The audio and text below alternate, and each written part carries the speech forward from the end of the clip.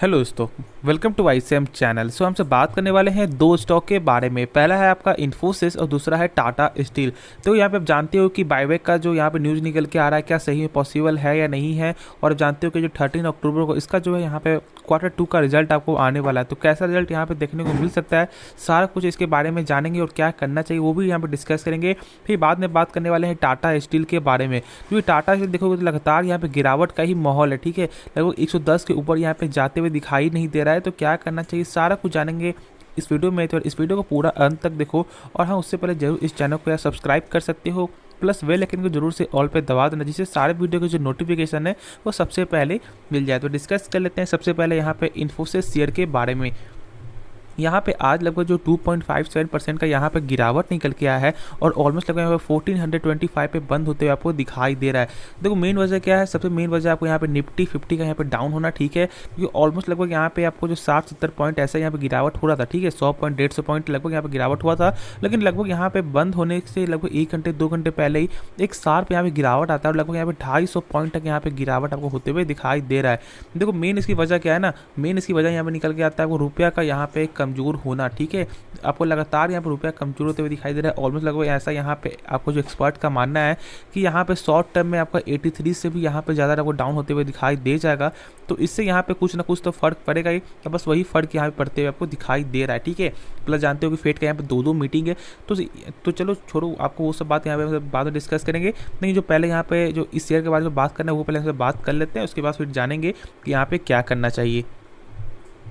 एक चीज़ आप जानते हो कि यहाँ पे जो 13 अक्टूबर को ऐसा मालूम चलने वाला है कि यहाँ पे क्या सच में आपको बायबैक होगा या नहीं होगा। तो यहाँ पे उसके लिए तो यहाँ पे टाइम आपको यहाँ पे देना होगा। प्लस यहाँ पे आप जानते हो कि ऐसा जो यहाँ पे जेफरीज का ऐसा मानना है कि यहाँ पे जो है इन्फोसिस जो यहाँ पे अनाउंस कर सकता है बायबैक, जिसके कारण लोग यहाँ बहुत ज़्यादा आपको बाई करने में एक आपको उत्सुक आपको हो चुके हैं और उनका ऐसा मानना है कि सही में बायबैक होगा।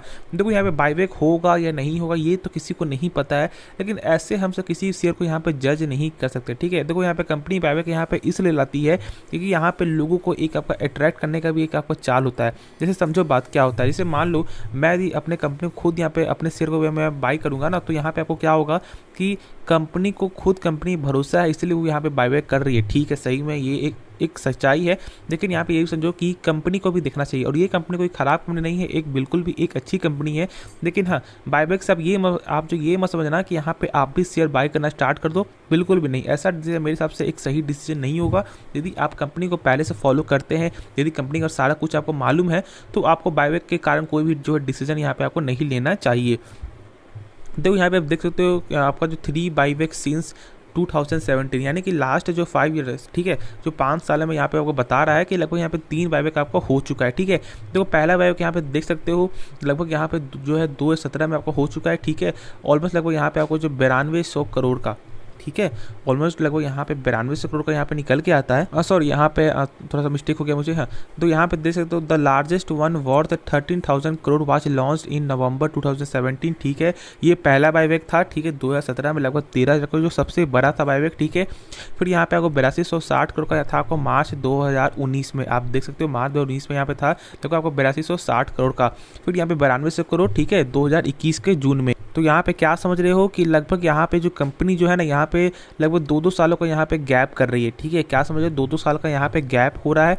देखो 2017 में आपका हुआ था, ठीक है, फिर आपका हुआ 2017 में हुआ, फिर आपका हुआ 19 में, फिर आपका हुआ 21 में। यानी कि अब क्या समझो, मैं बार बार इसलिए आपको मैं आपको बता रहा था, लेकिन बहुत सारे लोग यहाँ पे नहीं समझ रहे थे। ठीक है, यहाँ पे 2-2 साल का यहाँ पे गैप हो रहा है। तो इससे ये मतलब नहीं कि कंपनी इस बार यहाँ पे आपको नहीं ला सकती है। ठीक है, बिल्कुल भी ऐसा नहीं, ऐसा हम सब नहीं बोल सकते हैं, क्योंकि देखो जब मन तब कंपनी ला सकती है। लेकिन जहाँ मेरे हिसाब से देखो बायबैक हो या नहीं हो, इससे कोई फर्क आपको नहीं पड़ना चाहिए। फिर मैं बात कर लूँ यहाँ पे कि इसका जो Q2 का यहाँ पे रिजल्ट कैसा देखने को मिलेगा। तो यहाँ पे आप देख सकते हो कि यहाँ पे आपको जो रिलायंस सेक्टर्स का ऐसा मानना है कि कम से कम यहाँ पे आपको जो सेल्स है, ठीक है, लगभग यहाँ 4.5% का यहाँ पे ग्रोथ देखने को मिलेगा। ठीक है, आपका क्वार्टर बेस में नहीं, यहाँ पे ईयर ऑन ईयर के बेस से भी। ठीक है, ऐसे तो मैं क्वार्टर बेस में भी हम सब बोल सकते हैं, क्योंकि देखो क्वार्टर बेस में यहाँ पे जो TCS का भी जो गेन देखने को मिला था ऑलमोस्ट लगभग 5% का, और वही आपका ईयर ऑन ईयर पे तो लगभग यहाँ पे 18% का ग्रोथ निकल के आया था। तो हम सब आपको ये भी बोल सकते हैं कि इसका भी जो यहाँ पर रिजल्ट है वो यहाँ पे अच्छा आ सकता है। बाद में भी हमें आगे आपको चेक कर लूँ ना थोड़ा सा, तो यहाँ पे आपको आईसीआईसीआई डायरेक्ट का ये मानना है कि यहाँ पे जो है कॉस्ट लगभग यहाँ पे जो रेवेन्यू है ना, ये लगभग अगर 14 से 16% का यहाँ पे आपको ग्रोथ देखने को मिल सकता है। यानी कि लगभग सारे ब्रोकर का आपको यही मानना है कि इसका जो रिजल्ट है वो एक अच्छा खासा रिजल्ट, एक अच्छा रिजल्ट यहाँ पे देखने को मिल सकता है क्वार्टर के बेस में भी, ठीक है, और यहाँ पे आपका ईयर ऑन ईयर के बेस में भी। तो आपको होप जो है सारा जो डाउट क्लियर हो गया होगा, और अब जो है और किसी के वीडियो भी देखने की ज़्यादा जरूरत नहीं है, ठीक है। अब बस आप वेट करो यहाँ पे 13 अक्टूबर का, ठीक है, उस दिन यहाँ पे खुद आपको मालूम चल रहा है कि क्या कंपनी सही में बाईबैक आपको ला रही है या नहीं ला रही है। लेकिन हाँ, इसे मैं बार बार एक चीज़ बोलूँगा कि हाँ, इससे कोई फ़र्क आपको नहीं पड़ना चाहिए कि क्या सच में बाईबैक होगा या नहीं होगा, ठीक है। यदि आप इस स्टॉक को पहले से जानते हो तो आपको मालूम है कि ये स्टॉक कैसा स्टॉक है, क्या एक बेहतरीन स्टॉक है, ठीक है, एक ज़बरदस्त स्टॉक है, तो ज़रूर आपको फॉलो करना चाहिए। लेकिन ऐसा जो लोग सोच रहे हैं, जो इसके बारे में कुछ नहीं जानते हो, बस ऐसा यहाँ पे सोच रहे हो कि अब जब बाईबैक जब ऐसा जो कुछ आपको अनाउंस हो जाएगा ना, तो मैं यहाँ पे बाइंग कर लूँगा, तो ऐसा करना मेरे हिसाब से एक सही डिसीजन नहीं होगा, ठीक है। कंपनी के बारे में समझना सीखो, खुद यहाँ पे ऑटोमेटिक आपका जो सारा जो डाउट है वो क्लियर हो जाएगा। तो इसमें भी ऐसा आपको डाउट क्लियर हो गया होगा। और अभी क्या करना है, मौका है, गिरावट है, तो जरूर आपको बाई करना चाहिए फॉर द शॉर्ट टर्म के लिए भी, फॉर द लॉन्ग टर्म के लिए भी, ठीक है, लॉन्ग टर्म के लिए। तो चलो इसके बारे में डाउट क्लियर हो गया, तो कुछ भी एक्स्ट्रा डाउट हो तो जरूर आप कमेंट है आप पूछ सकते हो। तो चलो नेक्स्ट स्टॉक के बारे में जो डिस्कस यहाँ पे कर लेते हैं।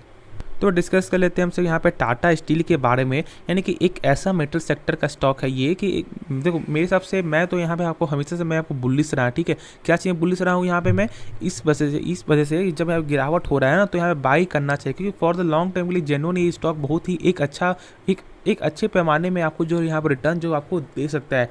और जिनके पास एक आपको हाई प्राइस में है, तो उन्हें यहाँ पे आपको जो घबराने की कोई ज़रूरत नहीं है। लोग अक्सर यहाँ पे डर जाते हैं, डरना बिल्कुल नहीं। देखो डरो आप वही स्टॉक में ना जिसका यहाँ पे आपको जो फंडामेंटल कमज़ोर हो, या बहुत ज़्यादा यहाँ पे कमजोरी दिखाई दे रहा है, बहुत ज़्यादा गिरावट आपका हो चुका है, यानी कि कोई चांस नहीं है उसका यहाँ पे आगे बढ़ने का, या कंपनी फंडामेंटल बहुत ज़्यादा ही ख़राब है, तो फिर आपको डरना चाहिए। लेकिन यदि जब कोई एक अच्छे स्टॉक में जब आपको यहाँ पे न्यूज़ की वजह से, या किसी और की वजह से, या किसी और के मार्केट की वजह से जब यहाँ पे जब करेक्शन देखने को मिलता है ना, तो फिर एक मौका है।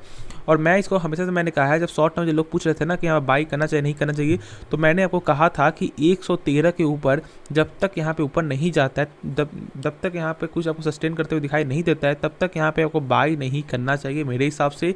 फॉर द लॉन्ग टर्म के लिए मैं बोलूँगा, जब इसमें कुछ ना कुछ जो यदि आपको करेक्शन देखने को मिल रहा है ना, तो कम से कम 25% का यहाँ पे आप बाइंग करते रहो, जिससे यदि आपने एक हाई प्राइस में यदि आपने बाई भी किया होगा, तो यहाँ पे आपको प्राइस भी आपको जो एवरेज आपको होता रहेगा, जिससे आपका एक अच्छा खासा प्राइस भी आपको आ जाएगा। और फॉर द शॉर्ट टर्म में भी और फॉर द लॉन्ग टर्म में भी आपका जो है यहाँ पे जो पोर्टफोलियो है यहाँ पे ग्रीन देखने को मिल जाएगा, ठीक है। तो इसलिए आपको वैसा ही फॉलो करना चाहिए मेरे हिसाब से। देखो मैं आगे बात करूँ तो हम जानते हो कि जो 7 मर्जर का जो यहाँ पे कंपनी जो था, यानी कि जो 7 मर्ज जो आपको हो रहा था इस कंपनी में, तो यहाँ पे बहुत सारे लोग क्या पूछ रहे हैं कि यहाँ पे मर्जर कब होगा। देखो यहाँ पे मर्जर का यहाँ पे टाइम लगता है, ठीक है, कम से कम 1.5 से 2 मंथ यहाँ पे भी टाइम लग जाता है, क्योंकि बहुत सारे यहाँ पे कुछ अप्रूवल यहाँ पे आता है, उसके बाद यहाँ पे आपको जो डिसाइड नहीं कि उसके बाद यहाँ पे जो क्लियर आपका होता है कि यहाँ पे कब मर्जर आपको हो रहा है, ठीक है। तो देखो इसके बारे में ज़्यादा आपको जो है नहीं सोचना चाहिए। यदि आप सोच रहे हो कब मर्जर होगा, यदि आपको उससे शेयर में तेजी आएगी, तो ऐसा बिल्कुल भी नहीं है।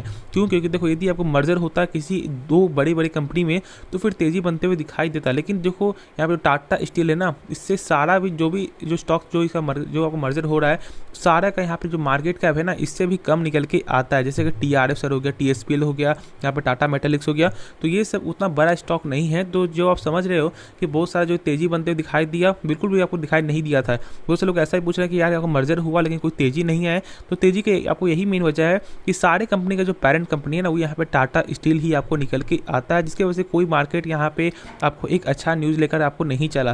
लेकिन वही जब यहाँ पे आपको हुआ था HDFC और आपका HDFC बैंक में, तो फिर गजब की तेज़ी निकल के आई थी। यहाँ पे लगभग जो इंट्राडे में ऑलमोस्ट जो लगभग 10 से 15% का यहाँ पे तेज़ी बनते हुए दिखाई दिया था, लेकिन इसमें कोई तेज़ी आपको दिखने को नहीं मिला है।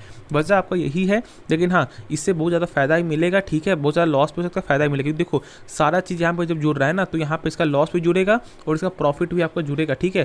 तो एक तरह से बोले ना, तुम सब ये स्टॉक जो बहुत ज़्यादा आपको जो मजबूत आपका होने वाला है, और इस मजबूती में आपको क्या करना है, यहाँ पे मौका का फ़ायदा आपका उठाना है। जब डाउन मिल रहा है ना, जब शेयर जब यहाँ पे एक अच्छे प्राइस जब शेयर मिल रहा है, तो जरूर आपको बाई करना चाहिए। डरो नहीं, ठीक है, आराम से यहाँ पे होल्ड करके चलो।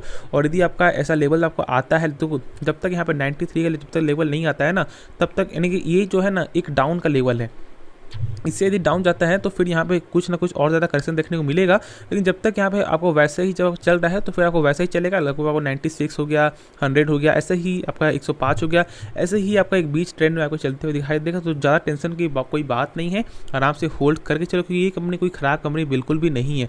5% का ये कंपनी आपको जो यहाँ पर जो डिविडेंड जो देती है प्रत्येक साल, प्लस यहाँ पे इसका जो रिजल्ट चेक कर लो, ऑलमोस्ट जो यहाँ पे 5 साल का जो रिटर्न है लगभग यहाँ 47% का रिटर्न है। तो यहाँ पे कम तो हुआ है, क्योंकि लगभग जो 70% का रिटर्न था, लेकिन यहाँ पे कम होते हुए दिखाई दे रहा है। लेकिन हाँ, फिर से जब शेयर में तेज़ी आएगी, जब मार्केट जब सही होगा, तो फिर आपका कब यहाँ पे फिर से 47 से अगस्त जो 70 हो जाएगा, आपको खुद यहाँ पे मालूम नहीं चलेगा।